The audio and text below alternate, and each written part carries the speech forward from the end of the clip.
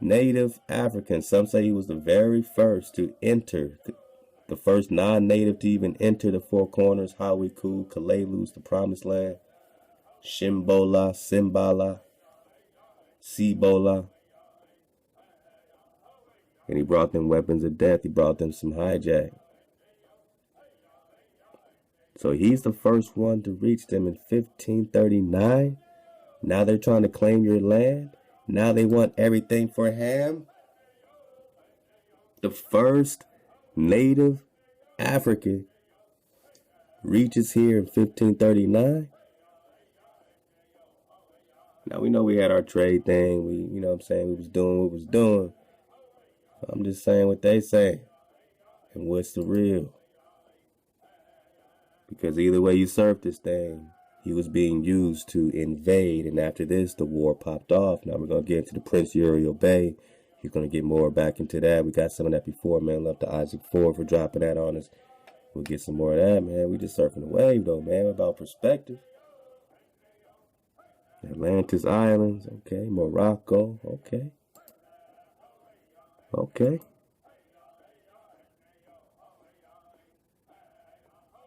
The Moors are those descendants of the Africans who inhabited the northwest and southwest shores of Africa.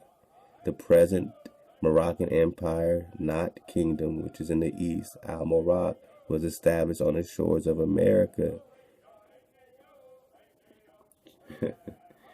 Well, if Egypt is here, of course they're claiming this first, people. This is the old world. Let's go. We're just talking perspective. When everything is connected. This right here is Kush. This is HaWah. Almost sounds like what they call Cuba today. But this is, basically South America. Looks like North America up here. Looks like you got Asia, which is really, they're calling Assyria. Assyria, Asia, maybe. Land of Nod over here. Okay. Now notice over North America, it says E-D-E-N. That is Eden. Notice how this is the antediluvian world. So before the flood, the fall, the flood. So before the flood, a big old Eden is here. Not America, not Ham,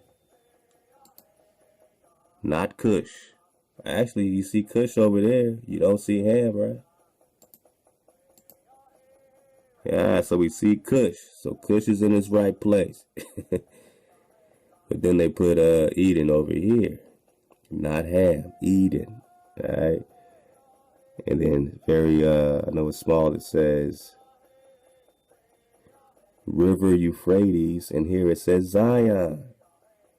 So Zion is right where Peru would be. This is South America, North America. So right where Peru would be is Zion. And River Euphrates is right over there. Right in America. When have we seen this before? Remember this document, man? Pull this up. You got the link. We're talking about the 1700s.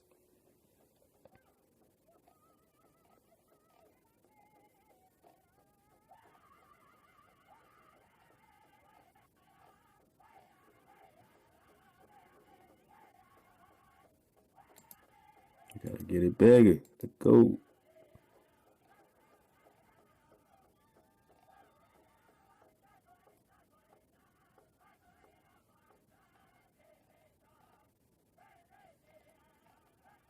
All right.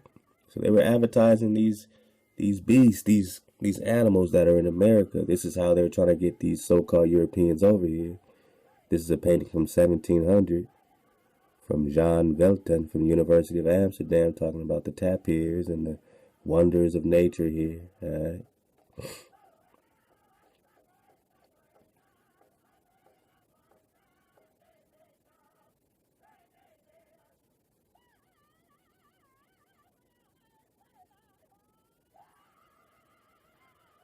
Let's get this Euphrates. Oh, there we go. So it says he paints a colorful gauche of several tapirs grazing peacefully in the waters of what is undoubtedly meant to be the river or the Euphrates River in America. The river and its banks are suggested with vague washes of blue and green. So we're talking about this painting here, if it was in color. These are the tapirs grazing that we're talking about in America.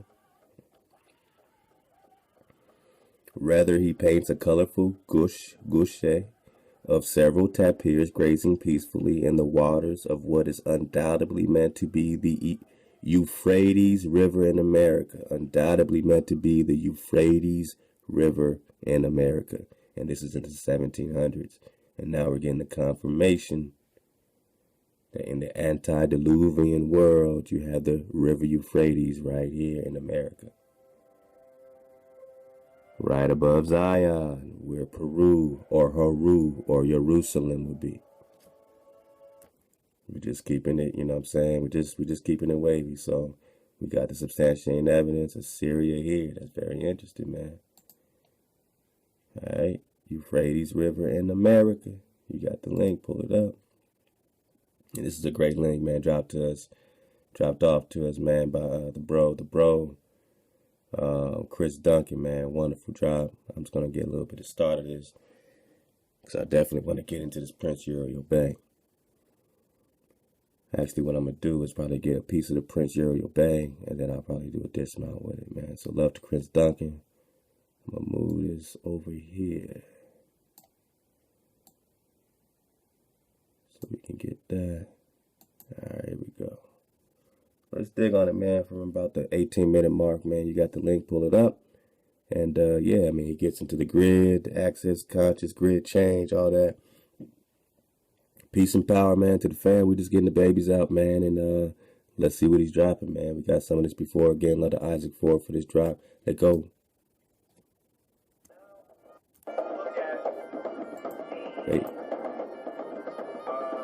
Hold on, I got my war. I still got some war drums. We probably in Ireland or something. Oh, we're going to get back to this syntax, too, man. We're going to get back to that syntax. Let me back it up a little bit for your viewing pleasure. Bam! Let's go, man. Let's fall back. We're going to get back to that document. Keep it funky, man. Let's go.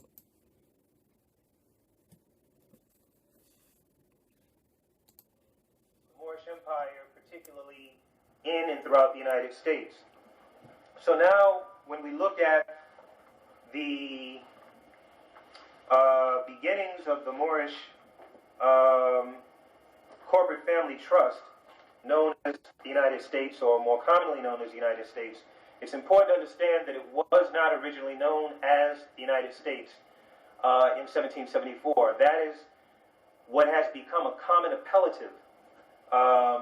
But if you do any research and you look at the Annales Continens, the Annales Continens is the Continental Records, which prior to that was known as the Annales Imperium, which was the Imperial Records.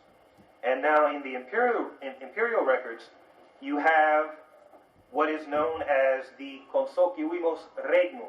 The Consociuimus Regnum was a consolidation or a convocation of 13 royal families.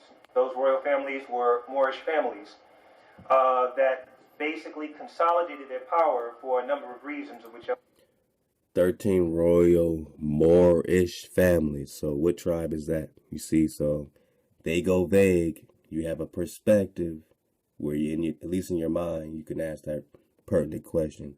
What is this Confederacy? What do you mean? You know, get it like it's the first time, man.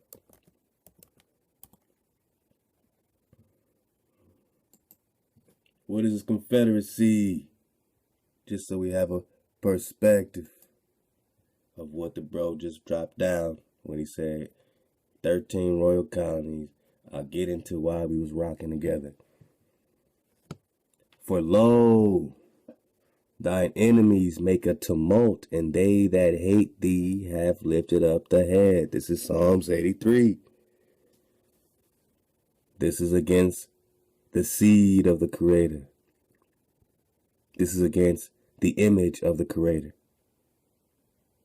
that are called by the name Israel. For lo, thine enemies make a tumult against the copper-colored Negro that doesn't know who he is. Nothing about this history hasn't been put and taught, and you know what I'm saying? His boots ain't been laced by nobody on this because he doesn't belong to these tribes.